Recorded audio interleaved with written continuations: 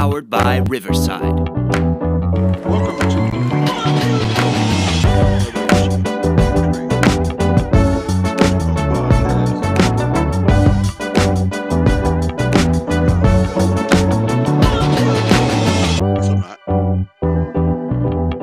However, uh,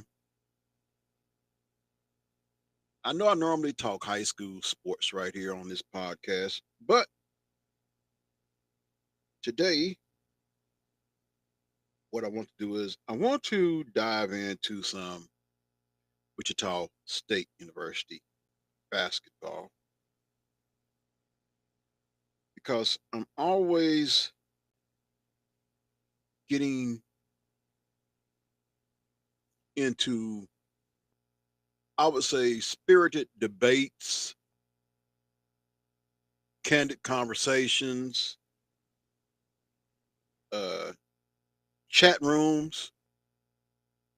Sometimes chat rooms could be very toxic. Thank God it's not too toxic in the one that I'm in. But I want to share, first of all, there is news coming out of the Wichita State camp that Kenyon Giles has committed to Wichita State. His agency at We've Told at League RDY. Giles began his career playing 2 seasons at Radford before playing this past season at UNCG. He is a native of Chesapeake, Virginia. He averaged 15.3 points per game, 2.9 rebounds per game, and 1.8 assists per game this past season. So I am reporting that right now as we speak, courtesy of, I still call it Twitter. We thank Taylor Elridge for being on top of things and getting this information out as soon as we get it. Also, there is another recruit on hand visiting. Uh, I am trying to pull up his information. And then I'm going to get into some Wichita State talk about this past season, to which they ended with a 19-15 record, averaging 73 point something points a game, holding their opponents to 72 point something, which their margin of victory was 0.9 margin of victory. I was looking at some stats on that, but I am going to give you this other information as well too, as we try to get you some Wichita State talk today. I rarely talk them, but I'm gonna talk them today because I was hoping to have a guest lined up. That didn't quite happen, so we move on. But the other player that Wichita State is hosting is a young man who only averaged 6.7 points last season on 48.7% field goal, but he's intriguing because he hits 37.9% of threes on 87 career attempts at Monmouth. Not the caliber of shooter you can run a play for, but good enough where he can make the defense pay when they leave him alone. And they're talking about this young man. His last name is Valencia. Uh, Taylor Elbridge goes on to say his length and athleticism also make Valencia a dangerous weapon in the open court. Not only can he start the fast break with a block or steal, but he can finish one too. Untapped potential here in transition, as he only averaged one possession game last season. So it'll be interesting. The player we're talking about, his name is Jared Valencia, who will be on an official recruiting visit today. And it'll be interesting to see the conversation that Taylor Elbridge had with former Shocker, PJ Couisnard, who, by all accounts, seem like we have a little pipeline between Wichita State and PJ Couisnard's academy going, because we already have a Zion Pipkin on hand, and I believe we have another recruit coming in as well too. But we will talk about all that later as the recruiting trail It's getting hot and heavy, and we would just keep our ears and eyes open and try to keep our mouths shut. I mean, that's a good concept, even in sports. As we found out, some people in sports can't do that. That jerk's name would be Jason Whitlock, but we're not going to talk about him today. I'm doing this for the Wichita State fans because I'm pretty sure some will see this. They're either watching it right now or when I post a link in the Shocker fan page groups, someone will have something to say then. But what I want to go to is this past season, a 19 and 15 season. I want to run down some things here. As Wichita State had a winning season, overall winning season, they teased us with the run down the stretch. We thought they was going to get a higher seed, but they kind of ran out of gas. But they did save the season. They salvaged the season. I will say to those who departed, they left the program in better shape than what they found it in. So to that, kudos.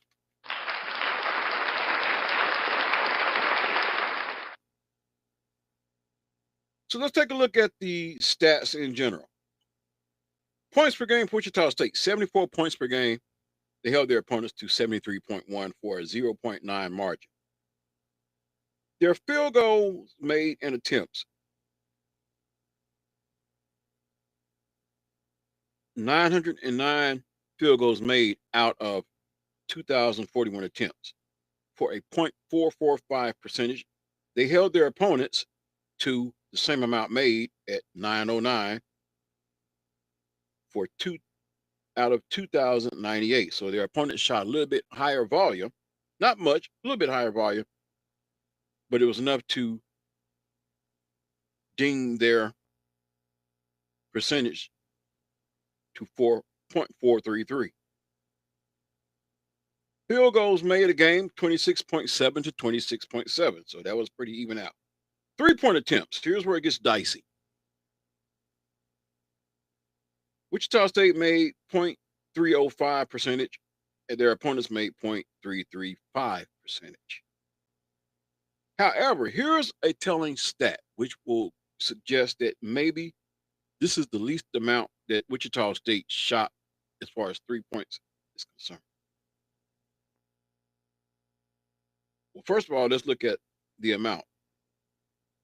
5 out of 577 attempts, they made 176, which means their attempts were down. Something I have been harping on the past few years. Wichita State does not need to be jacking up 3-point shots. I know some are probably looking at me right now and be like, well, you cannot shoot 3-point shots. And to that comment, I've never, ever said they can't shoot. I say they just don't need to shoot as many. There's a big difference. It's always been a big difference. I've always stood by that. I'm not going to change my stance on that. Especially when you have an inside game that needs to be nourished.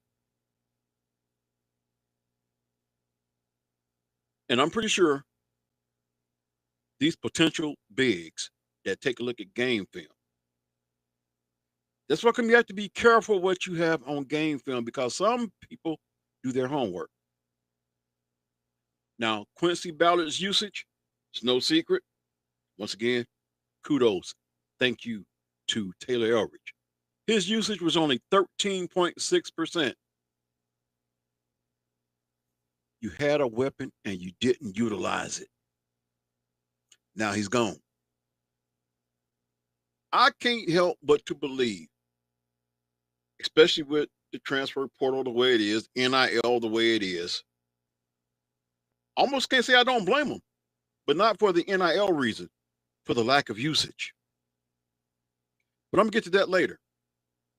Because there's going to be some shining moments that I will talk about, even though a lot of people will cringe when I mention certain names. And I'm not going to mention too many, but I'm going to mention those names that I will deem as important. Because some of you in this room are glad that some players are gone. I'm not defending them per se, but I am going to throw facts at you. So their attempts, I believe, were down compared to most other years. 176 shots made from three-point line out of 577 attempts, as compared to their opponents who shot 805 three-point shots and made 270 of them for a .335 percentage. The three-point shots a game, Wichita State 5.2 to their opponent's 7.9. Free throws made and free throws attempted, 522 made out of 717 attempts for a .728 percentage. So your free throw percentage is improving. Their opponents made 397 out of 590, which would suggest that I think finally the light went off. Instead of shooting a barrage of three-point shots, how about driving to the basket? There's still a chance you get 3 points. You just get the old-fashioned way. Basic, simple basketball. It doesn't get no better than that. Simple as that. Which would suggest why Wichita State went to the free throw line more than their opponents. And they cashed in at a .728 percentage, as opposed to their opponents who only made 397 out of 590 attempts for a .673 percentage. Wichita State attempted 15.4 free throws a game to their opponents' 11.7. Total rebounds, 1,311 to their opponents' 1,202. Rebounds per game, 38.6 to 35.4 for a 3.2 margin. And we know now that those rebound totals are gone thanks to the departures of one Quincy Ballard and one Corey Washington, which I have nothing but mad love and mad respect for. Especially mad love and mad props to one Quincy Ballard. Think about it. In today's era of the transfer portal, and I hope those who are listening and can get a word in, you probably say, no, he probably won't get his jersey up there. But I think Quincy, especially in this era of basketball, as we know it now, compared to what we used to know, and based on the records that he set and then broke, I think you ought to at least put his jersey up there in the rafters. If dunk is a statistic and the way we treat it as if it's a stat, he broke Antoine Carr's single season dunk record. Then he broke the most block shots record in a season, in one season, and came back and rewrote the record. Too bad we couldn't get him more offensive touches, because in my estimation, he should have averaged at least 17 points a game to go along with double-figure rebounds. But I'm going to get to that, though, too.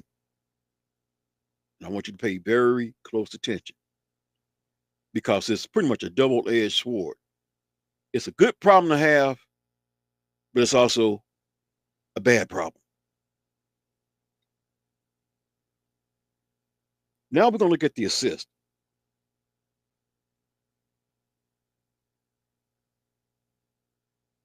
They have 402 assists at 11.2 a game. Their opponents, 467 assists at 13.7 a game. I believe that assist total could have went up more if our guards would have looked up more and seen a Quincy Ballard flashing to the basket with no one to stop him. That's what I'm getting at. Now, let me set some parameters on that. I appreciate the guard play. I appreciate the fact that they had a mentality of taking it right into the teeth of the defense, because one or two things is going to happen. Either the referee's going to call you for a charge, or they're going to call the defender for a foul, because they have to try to stop you. But there was also missed opportunities to where you have a wide open Quincy Ballard, and maybe his 13.6% usage on the offensive end goes up to, say, maybe 19, 20%. Now his numbers start to look like 15, 17 points a game. Because if you look at the landscape of the American Athletic Conference, there weren't too many teams that had bigs that could actually probably stop Quincy Ballard. I think Quincy was an unstoppable force once he was in the paint. The highlight reel dunks that he provided us with were far and few in between, in my opinion. I don't look to make too many friends here, but I'm gonna also say this: kudos to Xavier Bell, somewhat of a hometown hero. While a lot of you were glad to see him gone, to me, Xavier Bell was a dog. He played with a flair and a passion. And when it was all said and done, he was playing to win the game. We as fans, all we wanted was a win. For all of you complaining about he was ball hogging, no. Think about the fact y'all was always say, who's going to be that go-to guy? Who's going to be that guy that can take the pressure when the game is on the line? Who can we hang our hat on? That's all Xavier wanted to be. Some of you are saying you're glad he's gone. Are you really glad? When all he was trying to produce is what we as fans wanted: victories. And you can't fault him for that. Did he make costly mistakes? Yes, he did. But how many people is on that? How many guys is on that roster? Stop and think about it. How many guys are on that roster made mistakes that you didn't comment on?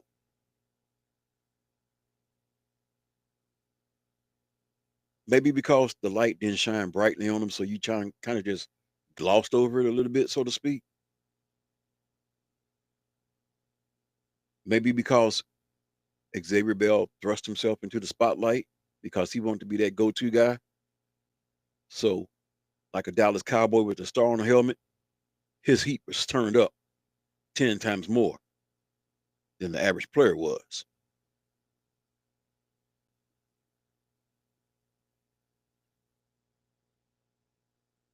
Anyway, let's get back to some more. Turnovers.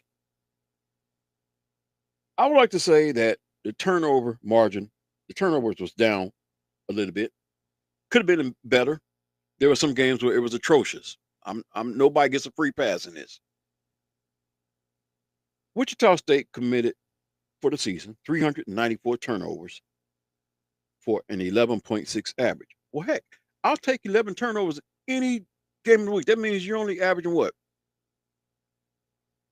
5.5 turnovers per half, which means you pretty much take care of the ball. I mean, you can.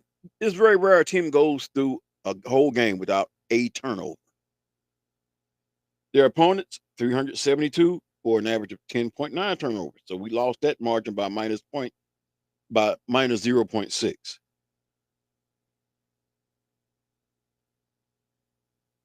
Points off turnovers were pretty even. We won that battle by 12.9 to 12.8. Steals. We came away with 229 steals. Our opponents came away with 243 for an average of 6.7 steals per game to 7.1. Blocks. I don't know how we lost this category. 151 to our opponents, 154. 4.4 blocks a game to 4.5 for our opponents. Now,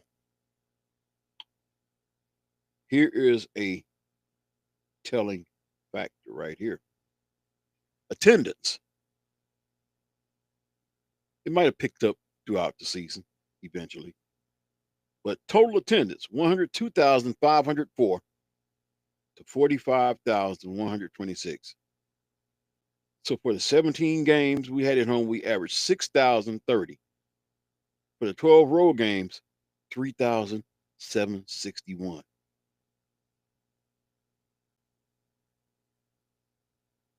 That in itself speaks volumes. So those of you who may be watching this on my YouTube channel, I normally send links out to people, but if you're watching, there is a comment section down there. I don't want no comments left on my Facebook Messenger. My Messenger is not live. Facebook is not live. If you're watching this on YouTube, that's what that comment section is for. Like it, share it, subscribe if you haven't already. But by all means, leave comments in the comment section. I cherish your feedback. I want your feedback. I want to see what you have to say. There is not no right or wrong answer. But what do you expect from this Paul Mills staff moving forward? You know, there was a question that was thrown out to me, and I'm gonna throw this out there to the general public as well too. And I hope to also one day have Kevin Saul back on as a guest, because I know a lot of people have questions for him. Some of the questions that y'all have for him, I wouldn't even ask. Some of them I would actually really deem as inappropriate. You have to remember what Kevin Saul walked into. And I may get in trouble. My face may end up being known for this, but I'm going to say this anyway. Kevin Saul walked into a dumpster fire. And that's putting it mildly. Let me rephrase that. Kevin Saul walked into a wildfire. You know, one of them fires that blaze out in California, you know, people have to be evacuated. That's what he walked into. He walked into an athletic department that needed evacuation. People always clamoring and complaining and griping. We can't keep high profile players. We can't keep the players that we have. We don't have NIL money. Well, hell, we're paying 3 coaches and a former athletic director. Don't get me started on that. I'm going to say this like this, and I'm going to leave this alone because I think I've said enough in chat rooms. Darren Boatwright does not deserve to be paid. He paid himself. And I'm not saying nothing that nobody knows, don't already know. I've seen it in the chat rooms. I've seen it in newspaper articles. You give yourself a 37% raise during the COVID season where 250 people in the stands when they finally let people in?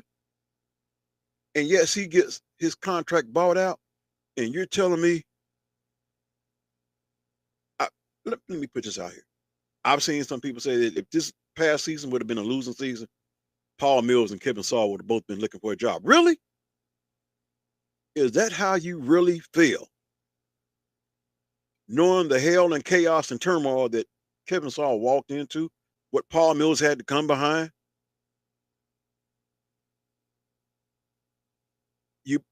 I'm gonna say this like this, and I may get some pushback and I may get a lot of disagreement, but y'all's voices became so loud until I can't help but to say that Kevin Saul crumbled under pressure and got rid of a coach with a winning record. But it wasn't even about the man and his winning record. It really wasn't. And here's where I'm going to get controversial right here. I may be loved or I may be hated, but you're going to listen at me right now. Isaac Brown. It's no secret. The man that tried to keep the ship afloat after the Greg Marshall fiasco. Let's just make it plain and simple. A black man. When it came to Isaac Brown, and I seen some of the comments, some of those comments were not coach related, it was not sports related, but it was a black and white issue. Let me see, what can I compare it to? Some of the chat rooms that had Angel Reese and Caitlin Clark. I can guarantee you some of those comments were not about their basketball skills, but it was about the color of their skin. And it should have never been about that. Some of you Shocker fans, if you call yourself that, you should be pretty darn ashamed of yourself. While you clamor and say it's not about skin color, it's about the who's qualified for the job. How many of you who ever thought about coaching think you could have came after Greg Marshall and did a better job? Let me answer that for you before you start lying in yourself. None of you. I don't care if you would have been on his staff from the day he came, stepped foot on campus to the day he got bought out. You could have did no better job than what Isaac Brown did. That's why you was sitting behind the keyboard. You were a keyboard warrior while Isaac Brown was terminated with a winning record after 3 years. Let that marinate for a while. Oh yeah, I know I'm not going to be too warlike for what I just said, but facts is facts. Now let's move fast forward. You bring in Paul Mills. And maybe the attendance was supposed to get better. And I'm gonna reference this like this. Jerome Tang didn't do us any favors when he came to K-State and won his first year, went to the NCAA tournament. I've seen those comments too. Some of you were like, well, if Jerome Tang can do it, why come Paul Mills can't do it? Some of you said, we're getting happy and excited. Oh, he's going to bring Max Abmas with him. It didn't happen. You soured on him. As if that wasn't enough, you pretty much treated Paul Mills like you treated Isaac Brown. What do I mean by that? Look at all the empty seats inside of 10,500 Coke Arena. Ooh, I know you're not liking me now. The truth hurts, though, doesn't it? But you know what? Let me get my biblical mode. The Bible says, ye shall know the truth, and the truth shall set you free. But some of y'all are so free, y'all are so free from Coke Arena that y'all won't even show up and support Paul Mills. Y'all won't even support the Shockers. And I already said earlier, the players that graduated, the players that hit transfer portal, in the grand scheme of things, they left the program in better shape than when they found it. No, college basketball as we know it is not going to be the same unless they do something about the transfer portal. So here's what I propose for the transfer portal. The portal should be off limits. And I'm going to use college football and college basketball. If you want to know how to stop the barrage to the portal after the season ends, black it out until after bowl season for football, and black out the transfer portal until after the championship, the NCAA men's basketball champion is crowned on that Monday in April.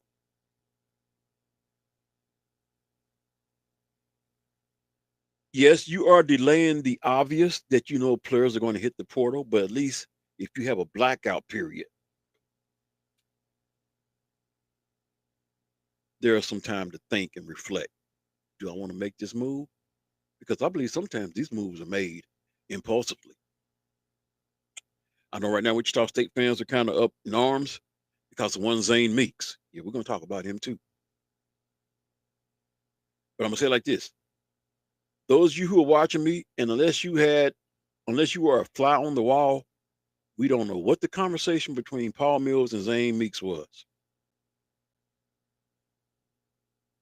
But my good buddy, Steve Gonzalez, he said it like this. We got his knee right and he left. You're welcome.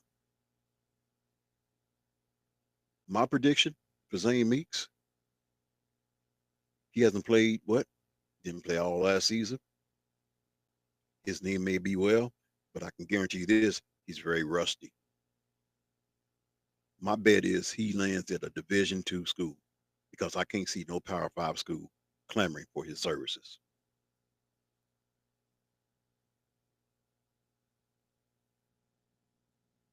Anyway, this has been another edition of the A Train Sports Talk podcast.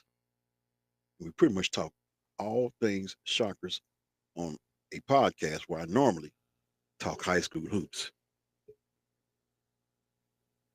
I still will have a guest lined up in the future. Unfortunately, we didn't get to connect.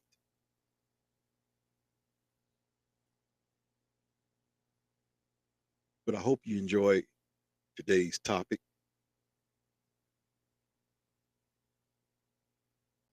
Like I say, leave your comments in the comment section, and I'll be glad to respond to them.